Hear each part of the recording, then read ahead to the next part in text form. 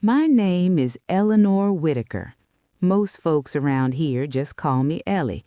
I'm 68 years old, retired after 37 years teaching English at Savannah High. I still live in the little house on Abercorn where I grew up, the one with the creaky porch and the camellias my mother planted. Twice a week, I volunteer at Magnolia Grove Nursing Home, reading to folks, playing a few chords on my old guitar, mostly just sitting with people who don't get many visitors anymore. I tell this story because I watched it happen day after day for almost 3 years. I sat on the sunroom bench with Thomas Hale when the rain kept everyone else away. I listened when he spoke about Maggie in the quiet voice he used only for her. I saw the carnation wilt in his buttonhole and the way he never once threw it out. And I cried more times than I'll admit driving home afterward, because some loves are so big they make the rest of us feel small in the best possible way. This is their story, not mine, but I'm the one left to carry it, so I'm going to tell it the way I saw it, slow, gentle, and true. Magnolia Grove Nursing Home sits on the east side of Savannah, where the live oaks drape Spanish moss like old lace across the streets, and the air carries a permanent whisper of marsh salt and blooming gardenias. The building itself is low, pale brick, softened by time, with wide windows that catch the morning light in golden pools across the linoleum floors. Inside, the hallways are painted the gentle color of weak chamomile tea, and the floor squeaks softly under the nurses' sensible white shoes. Thomas Hale arrived every single day at exactly 10:17 a.m. He wore the same navy cardigan with leather elbow patches, khakis pressed sharp enough to cut paper, and polished brown wingtips that had walked more miles than most people's cars ever would. At 86, he still stood tall, though his shoulders had begun to curve forward just a little, like a man carrying an invisible suitcase full of years. In his buttonhole, he pinned one fresh red carnation, bought every morning from Miss Lily's flower stand on Whitaker Street. Never a bunch, always just one, enough to say, "I remembered you today." He signed the log the same way every time, fountain pen steady. Thomas Hale, room 214, visiting my wife. Most days, Margaret was in the sunroom. She preferred the big windows there, the ones that looked out on the bird feeder where cardinals and blue jays argued over sunflower seeds. She sat in the same wing-back chair every morning, hands folded neatly in her lap like she was waiting for Sunday service to begin. Her hair, thick silver now instead of the warm chestnut it had been when they met, was brushed into soft waves by the night shift aide. She wore pastel cardigans and the single strand of pearls Thomas had clasped around her neck in June of 1958, the day before he shipped out for his last tour. The pearls never came off. Thomas would pause in the doorway, adjust the carnation, clear his throat the way a boy does before asking for the last dance. "Morning, Maggie," he said softly, voice still carrying that low Georgia timbre. She looked up, polite, a touch puzzled, the look you give someone who knows your name but you can't quite place where from. "Hello," she answered, her smile small and careful, the smile you give a kind stranger. He crossed the room slowly, gave Nurse Carla a nod of thanks, pulled the second chair close, but not too close. "Mind if I sit a spell?" She gestured with one frail, blue-veined hand. "Of course, there's plenty of room." He sat, always the same distance, near enough to reach for her hand if she offered it, far enough she wouldn't feel crowded. "I'm Tom," he said every single time, voice steady as a metronome. "Tom Hale, born and raised right here in Savannah." "Margaret," she replied, as if meeting him for the first time, "but my friends call me Maggie." "I know," he said, eyes crinkling at the corners the way they always did when something pleased him. "It's a pretty name. Suits you." They talked about safe things, whether the rain would hold off till afternoon, how the mockingbird outside kept stealing the other birds' songs, how the azaleas along the fence were blooming late this year because of the cool spring.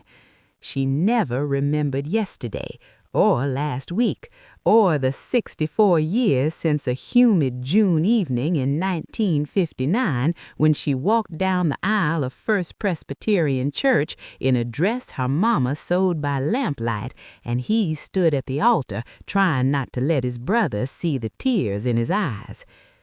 Alzheimer's had taken the years in slow, relentless bites. First the big pieces, driving the old Buick, balancing the checkbook, remembering the names of the great-grandchildren. Then the everyday things, the sugar bowl's hiding place, the exact steps to his favorite cornbread recipe. Then the small, precious things. Then finally, him. In her mind, she was 22 again, living in the tiny upstairs apartment on Jones Street, working the switchboard at Southern Bell, waiting for a soldier named Tom to come home from Korea. He spoke of him like he was still overseas, like any day the mail would bring another letter smelling of diesel and hope. Thomas never corrected her.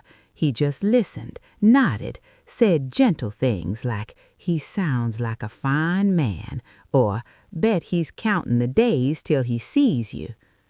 Some afternoons she would tilt her head and ask, "Do you know my Tom? Tall, dark hair, plays a little guitar when he's happy." Thomas would swallow once, twice, the way a man swallows a stone. "I believe I've met him," he'd answer quietly. "Good fella, loves you something fierce." She'd beam then, truly beam, her face smoothing out into the girl she used to be. He promised he'd come back, said nothing would keep him away. "And he did," he said, so soft only the birds outside could hear. "Every single day, darling." Ellie Whitaker watched from the doorway more times than she could count. She saw the way his right hand trembled when he reached to tuck a loose strand of silver behind Margaret's ear, only to pull back at the last second because she might flinch. She saw how the carnation drooped by 3 o'clock, and how he never threw it out. He pressed the wilted petals between the pages of the small leather notebook he kept in his breast pocket. One Tuesday in early April, the sunroom felt heavier than usual. Margaret had been restless all morning, passing the hall, asking anyone who passed, "Do you know that song? You know the one." No one knew which song. Ellie decided to bring her old acoustic guitar, nothing fancy, just something to fill the quiet. She sat on the piano bench near the window, strummed a few gentle chords. Margaret turned, curious. "You play?" she asked Thomas. "Used to," he said with a small smile. "Not so much these days." "Play something," she said. It wasn't a request. It was almost a plea. He hesitated, then stood, walked to the old upright piano in the corner like he was approaching something sacred, lifted the fallboard with careful fingers, fingers knotted now with arthritis, but still remembering. He played the opening bars of Unforgettable, not the fast Nat King Cole version, the slow one, the one he'd played on their wedding day while the band took a smoke break and he sat alone at the church hall piano, playing just for her while she stood in the doorway in her white lace, watching him like he hung the moon. Margaret's eyes widened, her breathing changed. She didn't speak, she just listened. When the last cord faded and hung in the warm air like moss after rain, she reached out slowly, trembling, and took his hand for the first time in 14 months. "You waited for me, didn't you?" she whispered, voice young again. Thomas froze. Tears slipped down the deep lines of his face before he could stop 'em. "Every single day, darling," he said, voice cracking like old vinyl left in the sun. Thomas Hale came home from Korea in the spring of 1958 with a duffel bag, a Purple Heart he never talked about, and a photograph of a girl named Maggie tucked inside his Bible. He was 21, she was 20. Savannah felt smaller after 2 years of foxholes and letters that sometimes took 6 weeks to arrive. He found work quick at the shipyard on the Savannah River, welding steel plates on cargo ships bound for places he'd already seen too much of. The pay was decent, the work was hard, the nights were lonely. Maggie worked downtown at the telephone company on Bull Street, sitting at a long switchboard in a crisp white blouse, plugging and unplugging cords while voices from all over Georgia crackled through her headset. She lived in a boarding house on Jones Street, run by Mrs. Abernathy, who believed in curfews and no gentlemen callers after 8. They met the way most Savannah kids met back then, through a mutual friend at a church picnic on Tybee Island. Her best friend, Louise, dragged her along. "You can't sit home reading Jane Austen every Saturday, Margaret Hale. Live a little." He was there with his brother Jimmy, who still had baby fat on his cheeks and talked too loud. Thomas noticed her first because she laughed like wind chimes, soft, surprised, like she hadn't expected to find joy that day. She noticed him because he didn't talk much, but when he did, he looked right at you like you were the only person on the beach. He asked her to walk down to the water. She said yes. They took off their shoes. The sand was warm from the afternoon sun. Waves whispered secrets against the shore. "You write good letters," she said, glancing sideways. "You read 'em," he answered, half smiling. "Every one, twice sometimes." He stopped walking, looked at her, really looked. "I kept every one of yours, too," he said, "even the ones where you fussed at me for not writing sooner." She blushed. "I was worried." "I know." They stood there a long minute, toes in the surf, until a gull screamed overhead and broke the spell. He asked if he could see her again. She said yes before he finished the question.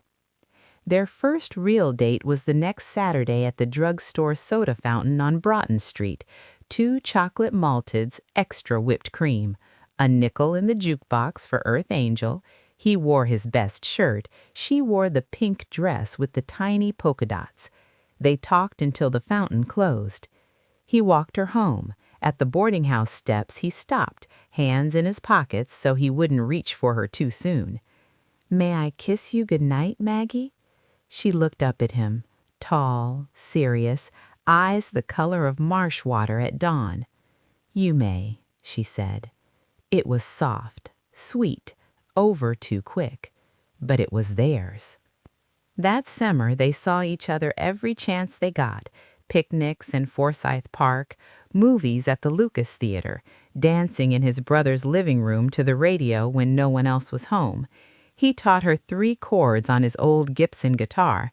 She taught him how to waltz without stepping on her feet. One night on Tybee Pier, under a sky full of stars, he took her hand. "I don't have much yet," he said, "but I got plans, and I got a heart that's been yours since the first letter." She squeezed his fingers. "I don't need much, just you." He pulled a small velvet box from his pocket, inside with a simple gold band with a tiny diamond, nothing flashy, but paid for with every overtime hour he'd worked since coming home. "Will you marry me, Maggie?" She cried before she said yes. They kissed under the pier lights while the ocean sang approval below. The wedding was small. First Presbyterian Church, 32 guests. Magnolia blossoms lining the pews because Maggie loved their smell. Her mama made the dress, white lace over satin, simple skirt, long sleeves because the church air conditioning wasn't reliable in June. Maggie's hair was pinned up with gardenias. She carried white roses tied with ivory ribbon. Thomas stood at the altar in a charcoal suit borrowed from his daddy, hands clasped so tight his knuckles went white.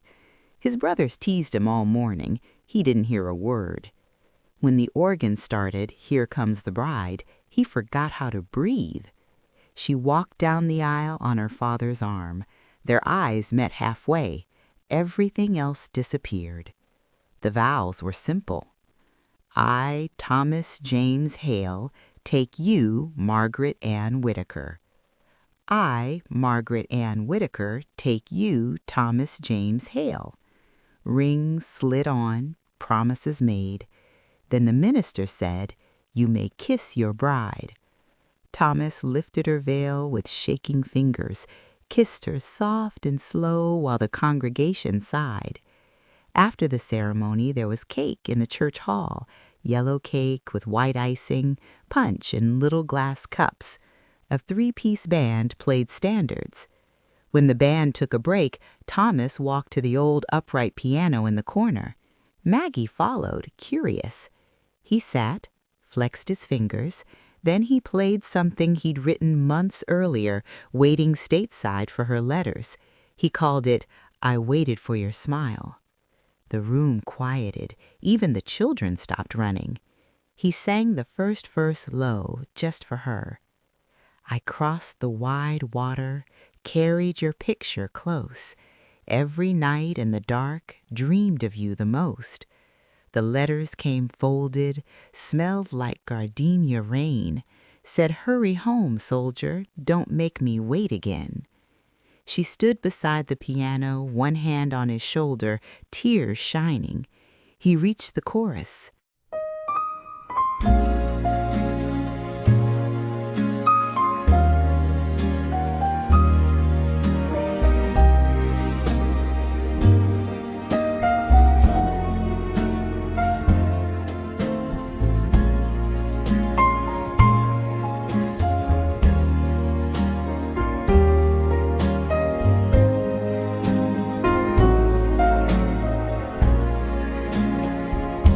I crossed the line, just waiting storm,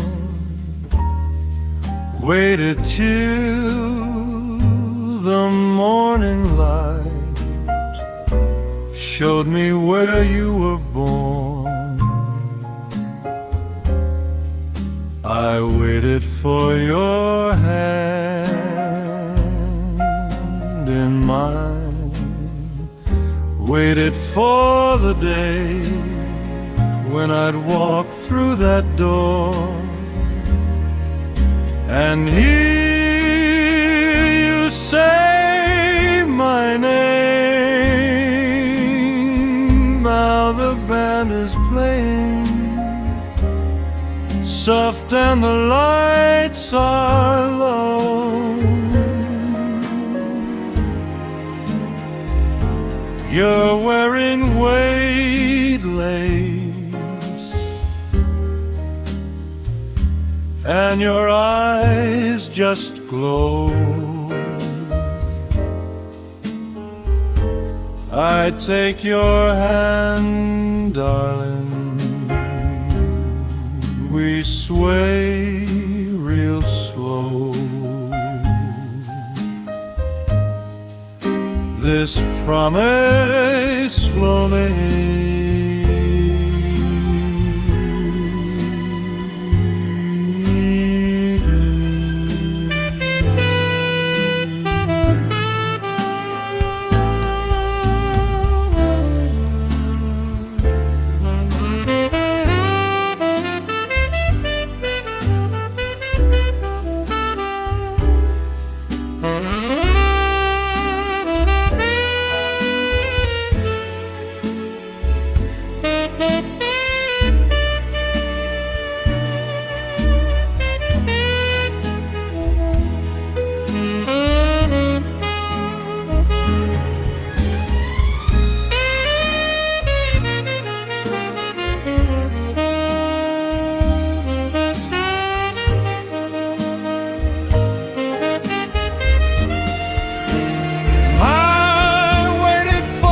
smile, waited through the storm, waited till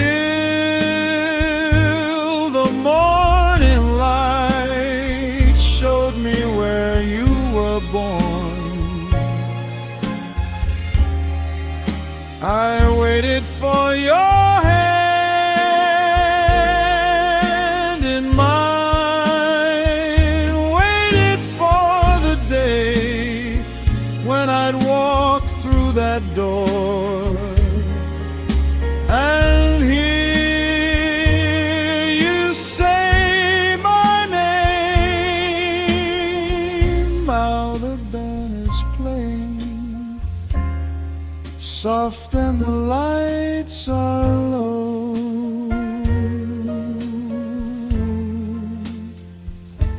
You're wearing white lace and your eyes just glow.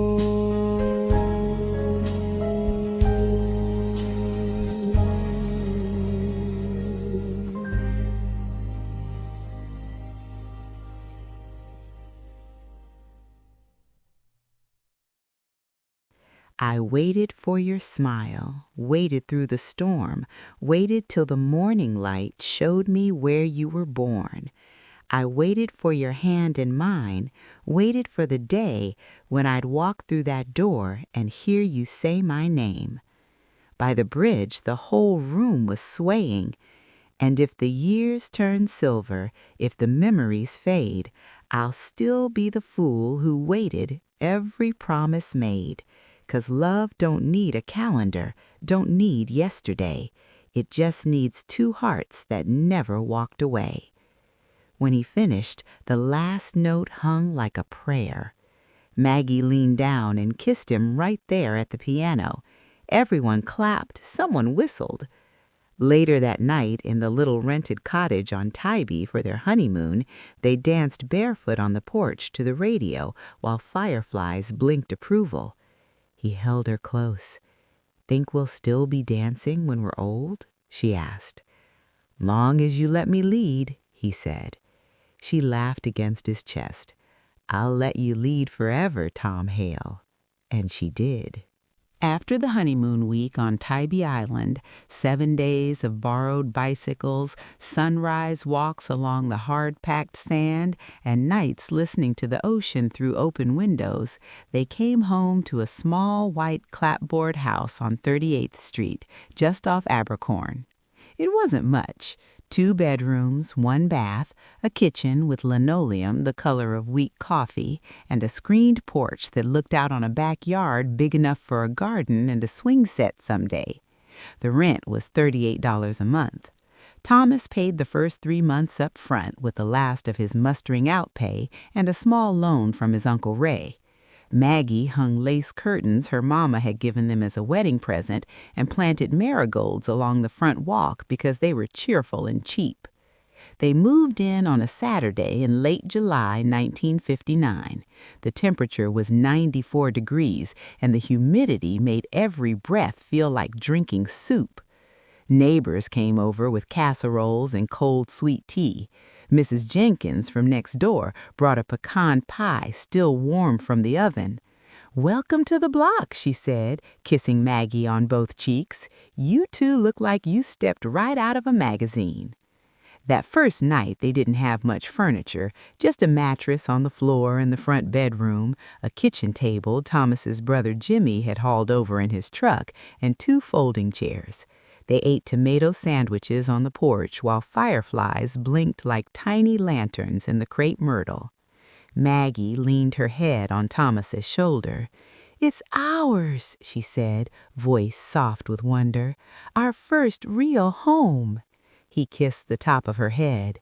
"Gonna fill it up with kids and noise and love, darling. You watch."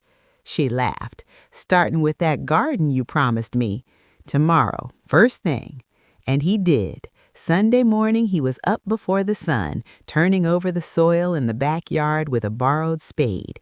Maggie brought him lemonade in a mason jar and sat on the back steps watching him work, shirt sleeves rolled, sweat darkening the fabric between his shoulder blades.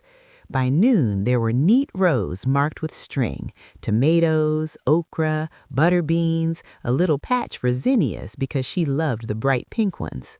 That fall, she got pregnant. They found out on a Tuesday in October. She'd been queasy for weeks, blaming it on the heat or the new coffee she'd tried. But when the doctor confirmed it, 8 weeks along, Thomas drove straight home from the shipyard, still in his work boots, and lifted her off the kitchen floor in a hug so tight she squealed. "A baby," he kept saying, like he couldn't believe the words were real. "Our baby." They told their families at Thanksgiving. Maggie's mama cried happy tears into her napkin. Thomas's daddy clapped him on the back so hard he nearly spilled his sweet tea. They named her before she was born. If it was a girl, Caroline Ann, after Maggie's grandmother and Maggie's middle name. If it was a boy, James Thomas, after both their daddies. She was a girl. Caroline arrived on a rainy June morning in 1960, screaming before the doctor even finished saying, "It's a girl." Thomas paced the waiting room at Memorial Hospital until his shoes squeaked on the tile. When the nurse finally let him in, Maggie was pale and exhausted but smiling like she'd won the lottery. He took the tiny bundle, red-faced, dark hair plastered to her scalp, and held her like she was made of glass. "Hey there, little bit," he whispered. "I'm your daddy." Maggie watched them both, eyes shining. "She's got your nose." "And your mouth," he said. "Lucky girl." They brought Caroline home to 38th Street in a wicker bassinet lined with a yellow blanket Maggie had crocheted herself. The house smelled of talcum powder and fresh diapers and coffee brewing at all hours. Nights were long because Caroline didn't believe in sleeping more than 2 hours at a stretch, but Thomas never complained. He'd walk the floors with her on his shoulder, humming "I Waited for Your Smile" until her cries softened into hiccups and then silence. On weekends, they'd put her in a basket on the porch while Maggie shelled peas and Thomas tuned his old Gibson. He taught Caroline her first rhythm by tapping her tiny foot against the guitar strings, soft dum dum dum, until she giggled. Years slipped by the way Georgia summers do, slow at first, then all at once. In 1963, they had a son, James Thomas Hale, Jr., called Jimmy from the day he came home. He was quieter than his sister, serious even as a toddler, always watching his daddy with wide eyes when Thomas came home from the shipyard smelling of metal and salt. The house filled up. Toys underfoot, crayon marks on the hallway wall, a swing set Thomas built himself out of scrap lumber. Maggie planted a rose bush by the front porch, peace roses, pale pink and fragrant. Every spring they bloomed like a promise kept. Saturday nights were for dancing. After the children were in bed, Thomas would push the kitchen table against the wall, roll up the rug, and turn on the radio. WKBQ played the old standards, Glenn Miller, Sinatra, Nat King Cole. He'd hold out his hand to Maggie like he was asking her to the senior prom all over again. "May I have this dance, Mrs. Hale?" She'd slip her hand into his. "Always, Mr. Hale." They moved slow across the linoleum, two-step, waltz, sometimes just swaying in place while the music filled the room. Sometimes Caroline would sneak out of bed and peek around the doorway, barefoot in her nightgown, watching her parents dance like they were the only two people left in the world. One night in 1972, Caroline was 12, Jimmy 9, Thomas put on their wedding song, not the recorded version. He played it himself on the piano they'd bought secondhand from a church sale. Maggie stood beside him, one hand on his shoulder, singing the words she still knew by heart. "And if the years turn silver, if the memories fade, I'll still be the fool who waited, every promise made." Caroline slipped into the room, sat on the floor with her chin on her knees, listening. Jimmy followed, sleepy-eyed, curling up against her sister. When the last note faded, Maggie leaned down and kissed Thomas soft and slow. "Thank you for waiting," she whispered. He smiled against her lips.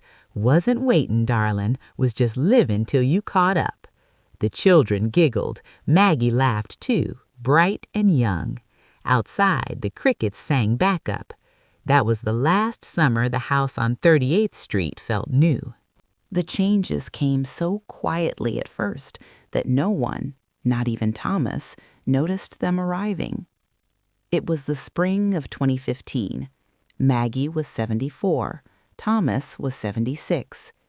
They had lived in the house on 38th Street for 56 years. The porch swing still creaked the same way. The rose bush Maggie planted in 1964 had grown thick and wild, its pink blooms spilling over the railing every May like an overflowing promise. The first thing anyone noticed was small. Maggie started misplacing her reading glasses, not once or twice, every day. She'd set them down to stir the collards, then stand in the middle of the kitchen frowning. "Where are my specs, Tom? I swear they were right here." He'd find them on the windowsill or in the bread box, or once, memorably, tucked inside the sugar canister. He laughed it off. "You're just busy thinking about something else, darling. Happens to the best of us." She smiled, but the smile didn't quite reach her eyes the way it used to. Then the phone calls changed. Caroline lived in Charleston by then, married to a nice pediatrician named Paul, with 2 girls of her own. She called every Sunday after church. Maggie used to answer on the second ring, bright as morning. "Caroline Ann, how's my favorite daughter?" One Sunday in July, the phone rang 6 times before Maggie picked up. "Hello? Mama? It's me." A pause, longer than it should have been. "Caroline?" "Yes, Mama. You okay?" Another pause. "Of course, sugar. Just got distracted watching the birds." But Caroline heard something thin in her mother's voice, like paper tearing slowly. Jimmy lived closer, 15 minutes away in Pooler with his wife Lisa and their teenage son. He stopped by most Tuesdays after work to mow the lawn or fix whatever needed fixing. One afternoon, he found Maggie standing in the backyard staring at the tomato plants. "Hey, Mama, tomatoes look good this year." She turned, startled, then smiled. "Jimmy, when did you get here?" "About 5 minutes ago. Came through the gate like always." She blinked. "I didn't hear you."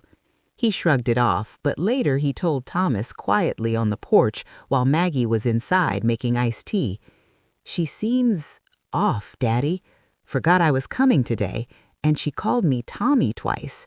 Thomas rubbed the back of his neck the way he did when something hurt, but he didn't want to admit it. "She's tired," he said. "Been helping with the church bazaar. Lots on her mind." Jimmy didn't push, but he started coming more often.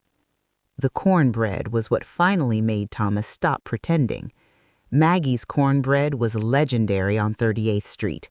Golden crust, tender inside, just the right amount of buttermilk tang. She'd made it the same way since 1961, same iron skillet, same recipe memorized from her grandmother. Thomas requested it every Friday night. It was their ritual. Cornbread, collards, fried okra, sweet tea so strong it could stand a spoon in it. One Friday in October 2016, she stood at the counter staring at the ingredients she'd laid out: cornmeal, flour, baking powder, salt, eggs, buttermilk. Thomas came in from the garage, wiping grease from his hands. "Smells like heaven already." She didn't answer. He looked closer. The bowl was empty. The eggs were still whole. The buttermilk carton sat unopened. "Maggie?" She turned, eyes glassy. I don't remember how it starts." He felt something cold slide down his spine. "You don't remember the cornbread?" She shook her head slowly. "I know I've made it 1,000 times, but the steps, they're just gone." He took the wooden spoon from her hand, gentle. "That's all right. We'll figure it out together." He guided her through it step by step, the way she'd once guided Caroline through her first batch. Maggie followed, but her hand shook. When it came out of the oven, it was fine, same golden color, same smell, but she didn't smile the way she used to when she pulled a perfect pan from the rack. After supper, Thomas cleared the table while she sat at the kitchen window watching the streetlights come on. He came up behind her, rested his hands on her shoulders. "We'll see the doctor Monday, just to be sure." She reached up, covered one of his hands with hers. "I'm scared, Tom." He bent and kissed the top of her head. "I know, me too." The neurologist at Memorial was kind but direct. Tests, scans, questions Maggie answered slower and slower. Memory games she used to laugh through now left her staring at the paper like it was written in another language. The word came in December: early stage Alzheimer's. Thomas sat in the exam room holding Maggie's hand while the doctor explained plaques and tangles and progressive decline. Maggie listened with her head tilted as if someone were telling her about a stranger's illness. When they got home, Thomas made tea. They sat on the porch swing, even though it was chilly. Maggie wrapped her cardigan tight around her. "Will I forget you?" she asked, voice small. He looked out at the street where kids were riding bikes in the last light. "No," he said. "You might forget my name for a minute, might not remember our wedding day right away, but you won't forget me, not the important parts." She leaned against him. "Promise?" "Swear on every letter I ever wrote you." She closed her eyes. "Then I'll be all right." For a while, they were. Thomas learned how to make the cornbread exactly the way she used to. He wrote labels on the kitchen cabinets, sugar, flour, coffee, so she wouldn't stand frozen in front of them. He bought a pill organizer and set alarms on his phone. He drove her everywhere. He held her when she cried because she couldn't remember where she put the Christmas ornaments. And every night, no matter how tired, he played their song on the old guitar. Soft, slow. "I waited for your smile, waited through the storm." She'd hum along sometimes. Sometimes she'd just listen, head on his shoulder, and for a few minutes the shadows stayed outside the screen door. But the shadows kept coming closer. One morning in spring of 2018, Maggie woke up and didn't know the house. She stood in the hallway in her nightgown, looking left and right like she'd been dropped into someone else's life. "Tom?" she called, voice thin. "Right here, darling." He came running from the kitchen. She looked at him, really looked at him, and for a heartbeat there was no recognition. Then she smiled, uncertain. "You're the nice man who comes to visit." His heart folded in on itself. He swallowed hard. "That's right, I'm Tom. Mind if I make you some coffee?" She nodded slowly. "I'd like that." From that morning on, the introductions began. Every day, every single day. By the fall of 2019, the house on 38th Street had become too quiet and too big for just the two of them. Maggie wandered at night. Once she tried to leave through the back door in her nightgown, saying she needed to catch the bus to work. Thomas found her standing barefoot on the dew-wet grass, confused and shivering. Another time, she forgot how to turn off the stove. The smoke alarm screamed at 3 in the morning while Thomas slept through his exhaustion. He woke to the smell of scorched eggs and Maggie staring at the pan like it had betrayed her. Caroline and Jimmy sat him down one Sunday afternoon on the porch swing. "Daddy," Caroline said gently, "we think it's time." Thomas looked at the rosebush, still blooming late into October, petals soft pink against the green, and felt something heavy settle in his chest. "She's safe here," he said. "I can take care of her." Jimmy rubbed his palms on his jeans. "You're 79, Dad. You're doing everything all the time. What happens when you get sick or fall?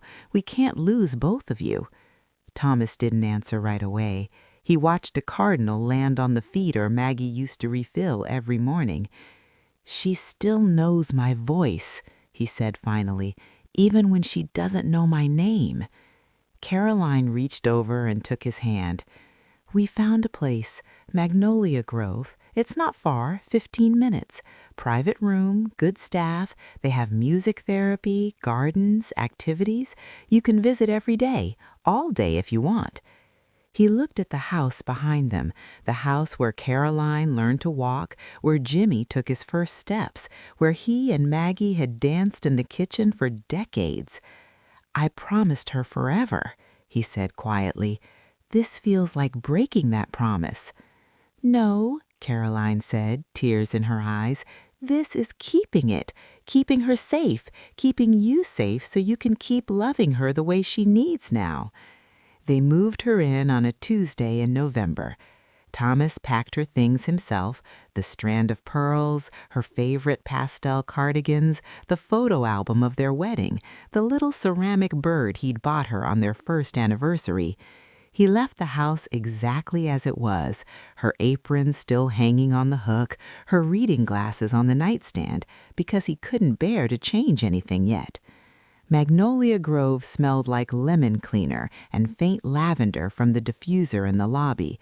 The hallways were wide, the floors non-skid, the walls painted a soft sage green that someone had decided was calming. Room 214 had a big window overlooking the courtyard, a bird feeder just outside, and a small couch where visitors could sit.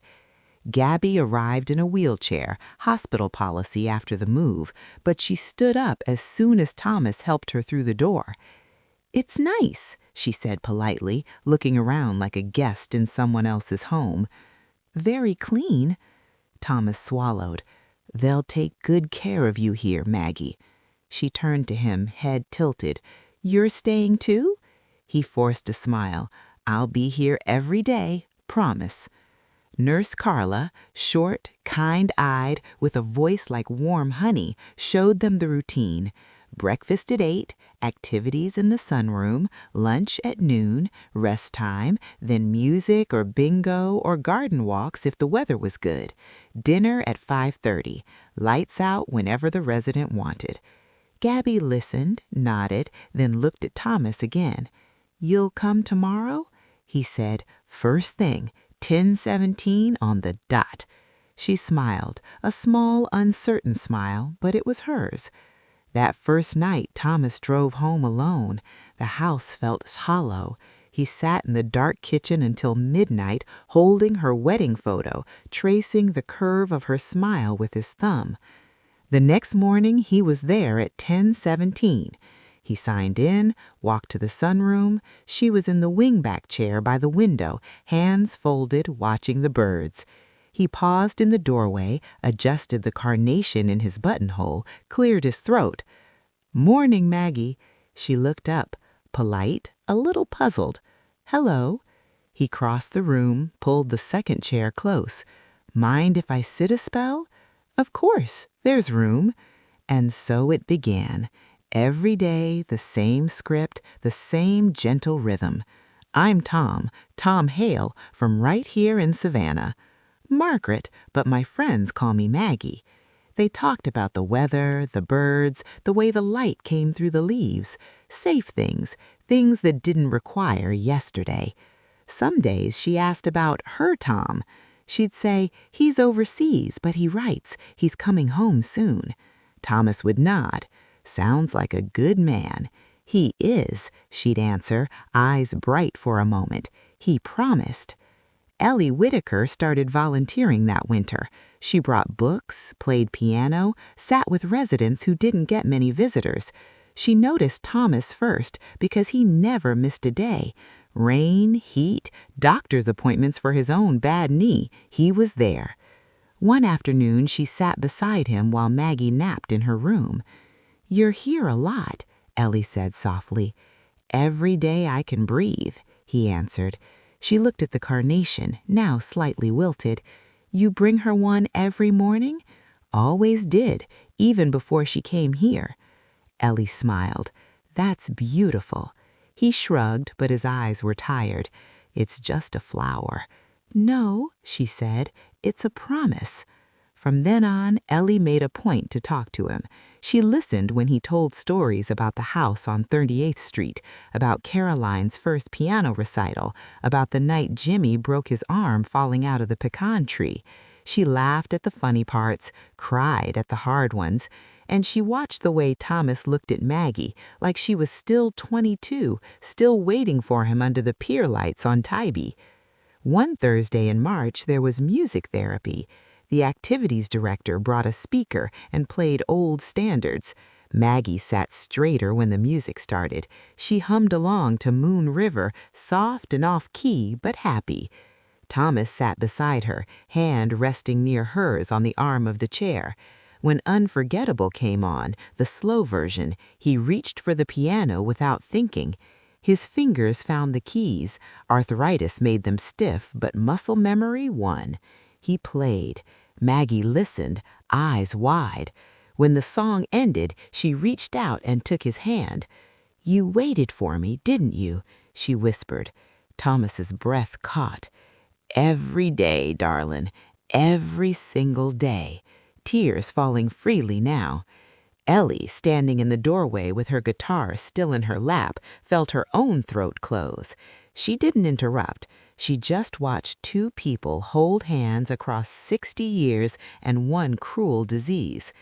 And for a few minutes, in the sunroom at Magnolia Grove, time remembered them, even if memory didn't. It was the second Thursday in May 2022. The courtyard at Magnolia Grove was heavy with the scent of Confederate jasmine climbing the fence. Inside the sunroom, the ceiling fans turned slow circles, stirring the warm air without cooling it much. The activities director, Miss Lorraine, a wiry woman in her 60s with a voice that carried like a Sunday school teacher, had announced special music therapy for the afternoon. She wheeled in the old portable speaker and a small keyboard she'd borrowed from the church down the street. A few residents gathered early. Mr. Otis, who liked to tap his cane in time, Mrs. Evelyn, who always requested Blue Moon, and a new gentleman named Harold, who mostly slept through everything, but woke up smiling when anyone sang. Thomas arrived at 10:17 as always, carnation fresh, navy cardigan buttoned just so. He helped Maggie into her favorite wingback chair by the window. She was wearing the pale lavender sweater Caroline had brought last visit, the one with tiny pearl buttons. Her hair was brushed soft, silver waves catching the light. Ellie was there too, guitar already in her lap. She'd started coming on Thursdays just for the music sessions. She nodded at Thomas, gave Maggie a gentle wave. "Afternoon, y'all," Miss Lorraine said, clapping her hands once. "We're going to sing some old favorites today. Feel free to join in, hum, clap, dance if the spirit moves you." She started soft, "Let Me Call You Sweetheart," then "You Are My Sunshine." Voices rose, thin and quavery, but earnest. Harold even opened his eyes and mouthed a few words. Then Miss Lorraine looked at Thomas. "Mr. Hale, I hear you play a mean piano. Care to take the bench for one?" Thomas hesitated. He glanced at Maggie. She was watching the birds outside, but her foot was tapping ever so slightly to the fading chords of the last song. He stood. The upright was the same one he'd played on that unforgettable afternoon 2 years earlier. He lifted the fall board, flexed his fingers once, twice. "What would you like to hear, Maggie?" he asked quietly. She turned, surprised to be asked. "Something pretty," she said. "Something about waiting." Ellie felt her throat tighten. She knew exactly which song. Thomas nodded. His fingers found the opening notes, slow, simple, the same melody he'd written in a barracks in 1958 while rain hammered the tin roof and her letters were 3 weeks late. He didn't sing at first, just played. The room quieted. Even the birds outside seemed to pause. Then, soft as a whisper, he began the first verse. "I crossed the wide water, carried your picture close. Every night in the dark, dreamed of you the most. The letters came folded, smelled like gardenia rain, said, "Hurry home, soldier, don't make me wait again." His voice cracked on the last line. He didn't stop. Maggie's head turned slowly, her eyes, cloudy most days, cleared for a moment, like sunlight breaking through fog. She stood. Not quickly, not dramatically, just rose from the chair as if someone had called her name from across a room she suddenly remembered. Thomas kept playing. The chorus came. "I waited for your smile, waited through the storm, waited till the morning light showed me where you were born. I waited for your hand in mine, waited for the day when I'd walk through that door and hear you say my name." Maggie stepped toward the piano, one small step, then another. Her hands trembled at her sides. Ellie started strumming along, soft acoustic underneath his piano, holding the chords steady. Miss Lorraine's eyes were shining. She didn't speak. No one did. When Thomas reached the bridge, Maggie was beside him. "And if the years turn silver, if the memories fade, I'll still be the fool who waited, every promise made. 'Cause love don't need a calendar, don't need yesterday. It just needs two hearts that never walked away." She placed one hand on his shoulder, the same place she used to rest it when he played their song in the kitchen on 38th Street. Thomas looked up at her. Tears ran freely down his face now. He didn't try to hide them. Maggie's lips moved, at first no sound, then faint, almost a breath. "I waited, too." The room exhaled. Thomas stopped playing. The last chord hung. He turned on the bench, took both her hands. "You remember?" he asked, voice raw. She looked at him, really looked, and for the first time in years the confusion was gone. "Tom," she said, clear, certain. "My Tom." He stood, pulled her close. She fit against him the way she always had, small, warm, home. They swayed. No music now, just them, moving in slow circles on the sunroom carpet while the others watched, some crying, some smiling, Mr. Otis tapping his cane in quiet applause. Ellie kept strumming, soft, barely there, just enough to cradle the moment. Maggie lifted her head. "Dance with me," she whispered, and they did, right there between the wingback chairs and the bird feeder window, slow, simple, the way they danced in the kitchen after the children were asleep, the way they danced under the pier lights on Tybee 63 years earlier. When the swaying stopped, Maggie cupped his face with both hands. "You waited," she said again. "Always," he answered. He kissed her, soft, lingering, the kiss of people who have known each other longer than most lifetimes. The room stayed quiet for a long minute. Then Miss Lorraine wiped her eyes and said, "Well, I think we've had our miracle for today." Maggie didn't let go of Thomas's hand. She looked around at the faces, Ellie, Carla, the other residents, like she was seeing them for the first time in a long while. "I know you, Ellie," she said. "You play the guitar. You bring cookies sometimes." Ellie laughed through tears. "Yes, ma'am, chocolate chip, your favorite." Maggie smiled, bright, young, the smile Thomas had fallen in love with on a beach in 1958. They sat together the rest of the afternoon. Maggie talked, halting at first, then steadier. She asked about Caroline. Is she still in Charleston? Does she still play piano? About Jimmy. Did he ever fix that old truck? About the house. Are the roses still blooming? Thomas answered every question, patient, joyful, like a man given back something he thought was gone forever. When the dinner bell rang at 5:30, Maggie looked at him. "You'll come tomorrow?" He kissed her forehead. 10:17, carnation and all. She squeezed his hand. "I'll be waiting." That night, Thomas drove home with the windows down. The air smelled like jasmine and salt. He cried the whole way, not from sadness, from something bigger, something that felt like grace. Ellie stayed late that evening helping clean up the sunroom. She found one of the printed lyric sheets for I Waited for Your Smile on the piano bench. Maggie's handwriting, shaky but clear, was in the margin beside the bridge. Still waiting, still here. She tucked it into her pocket. Some miracles don't last forever, but they last long enough to remind you why you keep showing up. The miracle of that Thursday afternoon in May didn't vanish all at once. It lingered like the scent of jasmine after the blooms have fallen, faint, sweet, stubborn. For the rest of that week, Maggie knew him. She called him Tom without hesitation. She asked about the children by name. When Caroline visited on Saturday, she cried so hard the nurses brought her tissues in a box instead of one at a time. Maggie held her daughter's face in both hands and said, "You still have my eyes, Caroline Ann. Don't ever let anyone tell you different."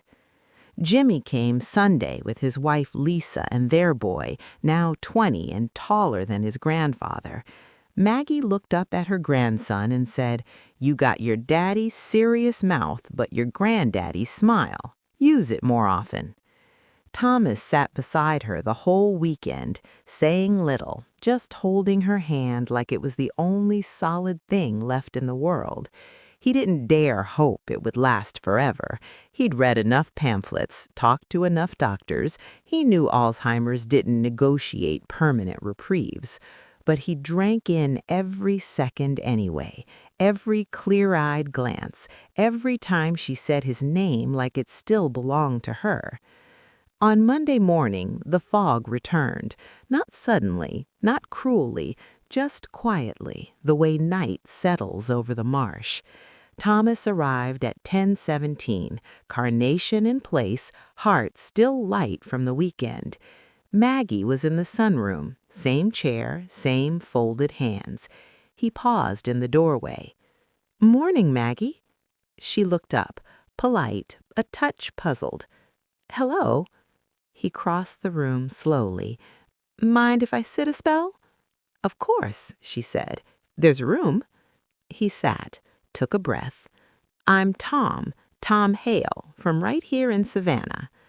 "Margaret," she answered, "but everyone calls me Maggie." The script was back. He felt the ache bloom fresh in his chest, but he smiled anyway. They talked about the birds again, about how the jasmine was thick this year, about whether rain was coming. She didn't ask about her Tom that day. She didn't reach for his hand. When the music therapy hour came, Miss Lorraine played Unforgettable again, hoping perhaps to summon back the magic. Maggie listened politely, tapped her foot once or twice, but when it ended, she didn't stand, didn't take his hand, didn't whisper anything about waiting. Thomas played the piano anyway, soft, for himself this time. Afterward, he sat with her until dinner. "You'll come tomorrow?" she asked, the same small question she asked most evenings now. 10:17, carnation and all. She smiled, small, careful, kind. He walked to his car under a sky turning the color of bruised peaches. He didn't cry that night. He just drove home, parked in the driveway of the empty house on 38th Street, and sat on the porch swing until the mosquitoes drove him inside. The days returned to their old rhythm. 10:17, carnation, introduction, polite smile, safe conversation. Some mornings she was brighter, asked about the weather in more detail, laughed at one of his old jokes she didn't remember hearing before. Some mornings she was quieter, eyes distant, hands twisting the hem of her cardigan. Thomas never missed. Rain hammered the roof so hard the windows rattled, he was there. A cold front came down from the north and frost kissed the bird feeder, he was there. His knee flared up so bad he needed a cane for a week. He still came, slower but steady. Ellie watched him carry the weight. One rainy Tuesday in July, she found him in the hallway outside room 214, leaning against the wall, eyes closed. You all right, Thomas? He opened his eyes, gave her the smallest smile, just catching my breath. She stood beside him. You don't have to do this alone, you know. I'm not, he said. She's still in there, somewhere, and as long as I keep showing up, she knows someone's waiting. Ellie touched his arm lightly. You're a rare man, Tom Hale. He shook his head. Just a man who made a promise. Summer turned to fall. The leaves on the live oaks didn't change color the way northern trees do, but they grew heavier, darker, more tired. The jasmine faded. The bird feeder emptied faster because the cardinals were bulking up for winter. One afternoon in October, Maggie had a bad day. She paced the sunroom, agitated, repeating, I need to go home. I need to go home. The nurses tried to soothe her.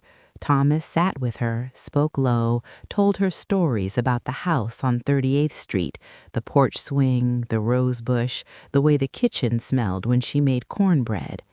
She stopped pacing eventually, sat beside him. You're kind to sit with me, she said. He took her hand, careful, slow. It's my favorite place to be. She looked at their joined hands for a long time. Then, so quiet he almost missed it. You remind me of someone. His heart stuttered. Who's that? She frowned, searching. A boy from a long time ago. He played guitar, wrote me letters. Thomas swallowed. Sounds like a lucky fella. She nodded slowly. He was. They sat in silence after that. When the dinner bell rang, she let him walk her to the dining room. At the door, she turned. You'll come tomorrow? 10:17, he said. She touched his cheek, just once, feather light. Thank you, Tom. He stood in the hallway long after she'd gone inside. Ellie found him there again. She said my name, he told her, just once, like she was trying it out. Ellie smiled through sudden tears. That's something. He nodded. It's everything. Winter came soft that year. No hard freezes, just gray skies and a damp chill that settled into the bones. Thomas brought a small space heater for Maggie's room because she was always cold now. He brought her favorite blanket from home, the yellow one she'd crocheted while pregnant with Caroline. He brought stories. Every day a new one or an old one told fresh. About their first date at the soda fountain, about dancing in the kitchen, about the night Caroline was born and he cried in the hospital hallway because he was so scared and so happy. Maggie listened. Sometimes she smiled. Sometimes she looked at him like she was seeing him through water, close but not quite clear. And every evening when he left, he kissed her forehead. See you tomorrow, darlin'. She always answered the same. I'll be waiting. He never told her she didn't have to, because in his heart she always had, and he always would. Winter in Savannah that year was gentle, cool mornings that warmed by noon, no hard freezes to kill the camellias, just enough chill to make the sun feel like a blessing. Magnolia Grove decorated for Christmas early, the way nursing homes do. Garlands of fake pine along the hallways, a small artificial tree in the lobby strung with colored lights that blinked slow and steady, paper snowflakes taped to every window by the children from the church youth group. Thomas brought real poinsettias for Maggie's room, red ones because she used to say red was the color of love that didn't apologize. He set one on the windowsill where the morning light would catch it, and another on the small table beside her bed. She was sleeping more now. Not the peaceful naps of years past, but deeper, longer sleeps that sometimes stretched into the afternoon. The nurses said it was common, the body tiring, the disease taking one last slow turn. Thomas didn't ask how long. He already knew the answer lived somewhere between not today and soon. He still came at 10:17. Some mornings she was awake when he arrived, sitting up in the recliner they'd moved beside the window, hands folded, eyes on the bird feeder even if no birds came. He'd introduce himself the same way. "Morning, Maggie. I'm Tom. Mind if I sit?" She'd nod, polite as ever. Other mornings, she slept through his arrival. He'd pull the chair close anyway, take her hand, warm, thin, veins like blue rivers under paper skin, and talk to her in the low voice he used when the children were small and scared of thunderstorms. He told her about the weather, about how Caroline had called yesterday and said the girls were making gingerbread houses, about how Jimmy had finally fixed that old truck he'd been tinkering with since 1987, about how the rose bush on 38th Street was still blooming, late, stubborn blooms he'd clipped and pressed between the pages of their wedding album. He told her the stories she used to love, even when she didn't stir. And every so often she did stir. A small squeeze of his hand, a murmured word, "Tom," so faint it might have been the wind against the window, a flutter of eyelids, a half smile that felt like coming home. The staff let him stay past visiting hours. Nurse Carla brought him coffee without asking. Miss Lorraine left the sunroom open so he could wheel Maggie in there when she was awake enough, let her listen to the soft Christmas carols playing low on the speaker. One evening in mid-December, Ellie stayed late. She found Thomas sitting beside Maggie's bed, the room lit only by the small lamp and the glow from the poinsettia. Maggie was sleeping, breathing slow and even. Thomas held her hand, thumb tracing slow circles over her knuckles. Ellie stood in the doorway. "Mind company?" she asked softly. He shook his head. She pulled the second chair close. They sat in silence for a long time, just the sound of Maggie's breath, the distant hum of the heater, the faint ticking of the wall clock. "She's peaceful tonight," Ellie said. Thomas nodded. "She always was, even when things got hard. She'd just settle into it, like she knew the storm would pass." Ellie looked at their joined hands. "You've given her that peace, Thomas, every day." He didn't answer right away. When he did, his voice was quiet, almost reverent. "I didn't give her anything she didn't already have. I just remembered for both of us when she couldn't." Ellie felt tears prick her eyes. "That's the biggest gift there is." Christmas Eve came on a Sunday. The home had a small service in the sunroom. Carols, a reading from Luke, cookies shaped like stars. Maggie was too tired to go, so Thomas stayed with her. He brought a tiny tabletop tree from home, one they'd used on the mantel in the old house, and set it on her dresser. Hung 3 ornaments, a silver bell from their first Christmas together, a tiny wooden guitar he'd carved for her in 1962, and a glass heart Caroline had given them years ago. He turned on the radio low, WKBQ playing the old standards. When "I'll Be Home for Christmas" came on, Maggie opened her eyes.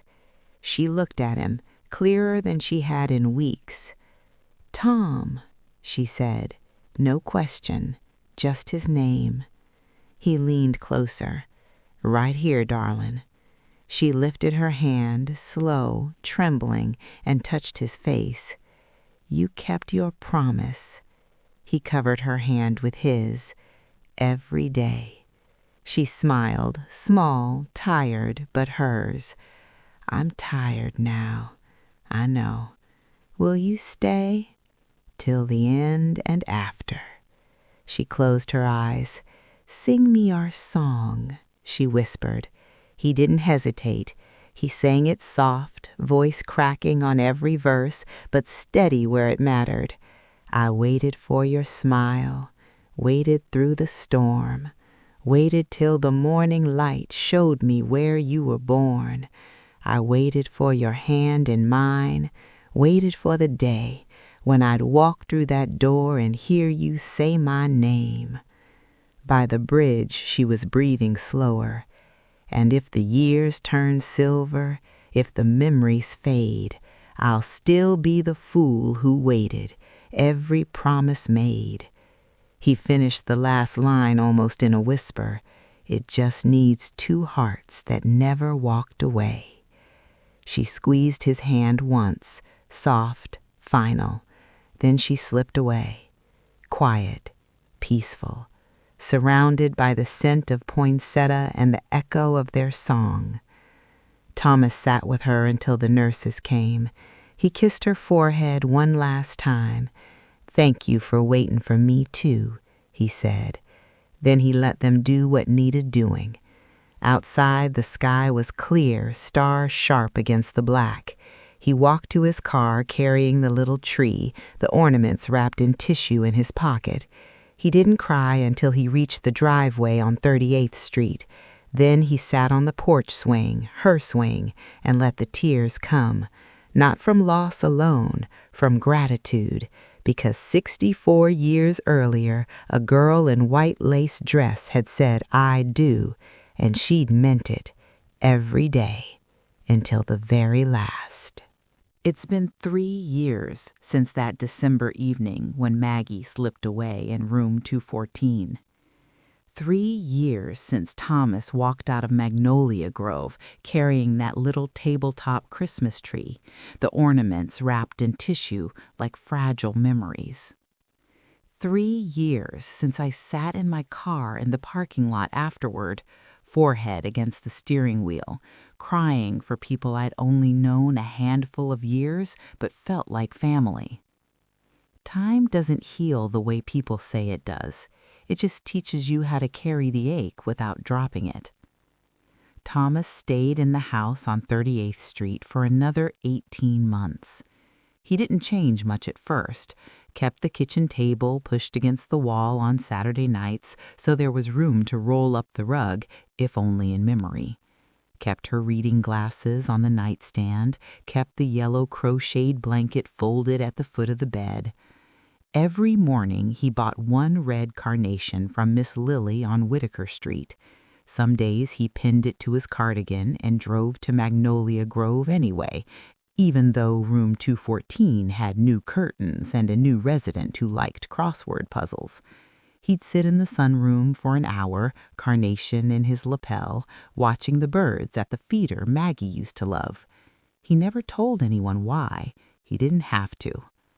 Other days he brought the carnation home and pressed it between the pages of the little leather notebook he'd carried since the beginning, the one filled with dates, small notes, lyrics fragments, and the occasional pressed petal. Caroline and Jimmy worried about him living alone. They'd drive over on Sundays with groceries, grandkids in tow, trying to fill the house with noise again. Thomas would smile, pat their hands, say he was fine. And he mostly was. He started volunteering at Magnolia Grove himself, not every day, but twice a week. He played the old upright piano in the sunroom, taught a few residents the opening chords of Unforgettable. Sometimes he sang "I Waited for Your Smile" when someone asked for something old and sweet. His voice had grown thinner, but the melody still carried. One afternoon, a new resident, an older woman named Ruth, who'd lost her husband the year before, listened to him play and then said, quiet, "You sing like you're still waiting for someone." Thomas looked at the keys for a long moment. "I am," he said, "and I always will be." He moved to assisted living in the spring of 2025, a small apartment near Caroline in Charleston, 1 bedroom, a balcony with a view of the harbor, room for the piano and the photo albums.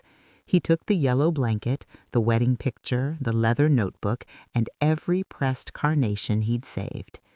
He still bought one fresh carnation every morning, pinned it to a shirt when he went out. Sometimes he'd sit on the balcony in the late afternoon, carnation in his buttonhole, and hum their song to the gulls. He passed quietly in his sleep on a June morning in 2025, 66 years to the month after their wedding day. Caroline found him with the notebook open on his lap, the last page dated the day before, one word written in his careful hand: still waiting. The funeral was small, First Presbyterian Church again, magnolia blossoms lining the pews because Caroline remembered how much her mama loved their smell. The same minister who'd married them read the same verses from Corinthians about love that never fails. Afterward, family and a few old friends gathered at the house on 38th Street one last time. The rosebush was blooming fierce that year, pink petals everywhere, like confetti left over from a party no one wanted to end. Caroline and Jimmy stood on the porch swing together, watching their children run through the backyard the way they once had. Jimmy pulled something from his pocket, a small velvet box. Inside were 2 red carnations, pressed and preserved, set behind glass like tiny stained glass windows. "Daddy left instructions," Jimmy said. "One for Mama's grave, one for his, said to keep the tradition going." Caroline touched the glass. "So every year someone brings them flowers?" "Every year," Jimmy answered. They buried Thomas beside Maggie in Bonaventure, under the live oaks where Spanish moss hangs like lace veils, 2 simple stones, side by side. Margaret Ann Hale, 1931, 2022, beloved wife, mother, light. Thomas James Hale, 1932, 2025, beloved husband, father, waiter. Below each name, the same small etching, a single red carnation. I still go to Magnolia Grove twice a week. I play the guitar in the sunroom. I tell the new residents stories when they ask. Sometimes I tell them about Thomas and Maggie. Not the whole story, just pieces. The way he came every day at 10:17. The way she grabbed his hand that one perfect afternoon. The way he sang when no one else could. The young aides listen wide-eyed. The older residents nod like they've seen versions of the same love before. And every so often, when the light is right and the birds are at the feeder, I swear I can feel them in the room, 2 hearts that never walked away. Love like theirs never ends. It just changes shape. It becomes the carnation a granddaughter pins on her dress on her wedding day. It becomes the song a great-grandson learns on guitar and plays at family gatherings. It becomes the quiet choice to show up day after day, even when no one remembers why. It becomes this story. And as long as someone keeps telling it, they're still here, waiting, together, always.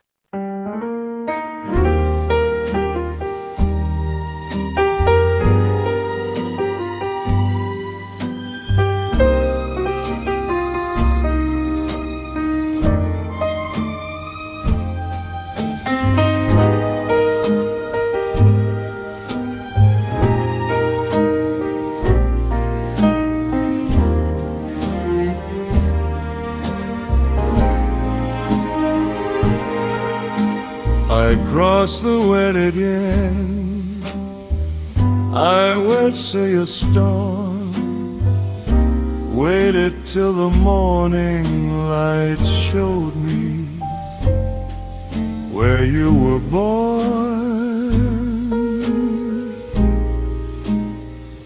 I waited for your hand,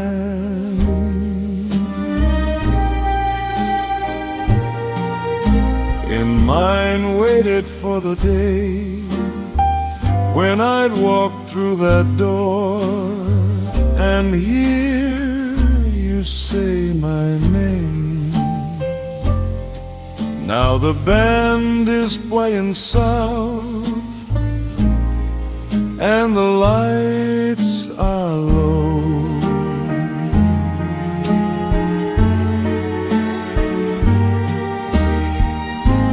You're wearing weight lace and your eyes just glow. I take your hand, darling, we sway real slow. This promise we're made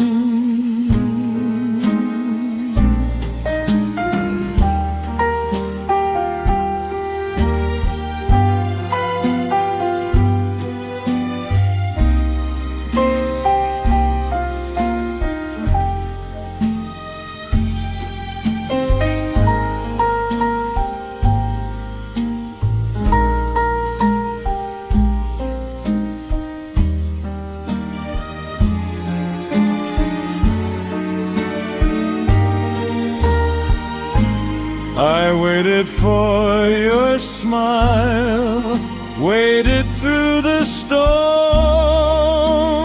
waited till the morning light showed me where you were born.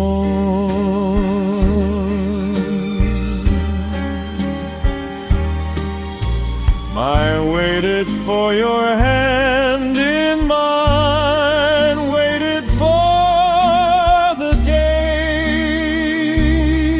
when I'd walk through that door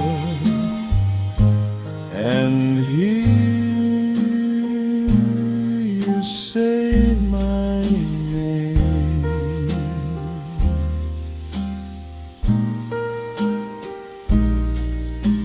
Now the band is playing soft and the lights are low. You're wearing white lace and your eyes just glow. I take your hand, darling, we sway real slow.